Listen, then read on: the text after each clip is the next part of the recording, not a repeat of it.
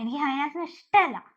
അവൻ എന്തിനാ ഈ ഇളിച്ചോണ്ടിരിക്കുന്നേ? അവൻ മറ്റുള്ള മൃഗങ്ങളെ കളിയാക്കുകയാണോ? എടി അവർ വിളിക്കണതല്ല, ആരെയും കളിയാക്കണതും അല്ല. അത് അവരുടെ ഒരു വേ ഓഫ് കമ്മ്യൂണിക്കേഷൻ. എന്നാലും ചത്ത മൃഗങ്ങളല്ലേ അവര് തിന്നാ? ഹൈനാസ്, പ്രത്യേകിച്ച് സ്പോട്ടഡ് ഹൈനാസ് അത്യാവശ്യം നല്ല ഹണ്ടേഴ്സ് ആണ്. അവർ ഹണ്ട് ചെയ്ത് ഇര പിടിക്കാറുണ്ട്. ആണോ? അവർ ഇത്ര വലിയ മിടുക്കന്മാരാണോ? ഒരു സിംഹത്തിനെ അവർക്ക് ഒറ്റയ്ക്ക് തോൽപ്പിക്കാൻ പറ്റുമോ? ഇവരുടെ ഒരു മീലൊക്കെ പ്രൊട്ടക്ട് ചെയ്യേണ്ട ഒരു സിറ്റുവേഷൻ ഒക്കെ വരികയാണെങ്കിലേ ഇവർ കൂട്ടത്തോടെ ഒരു സിംഹത്തിനൊക്കെ ചേസ് ചെയ്ത് ഓടിക്കുകയൊക്കെ ചെയ്യും. ഓ, ഭയങ്കര സ്ട്രോങ് ആൾക്കാരാണല്ലോ. ആന്നെ, അവർ ഭയങ്കര പവർഫുള്ളാ. പ്രത്യേകിച്ച് അവരുടെ ജോ ഉണ്ടല്ലോ, നല്ല സ്ട്രോങ് ആണ്.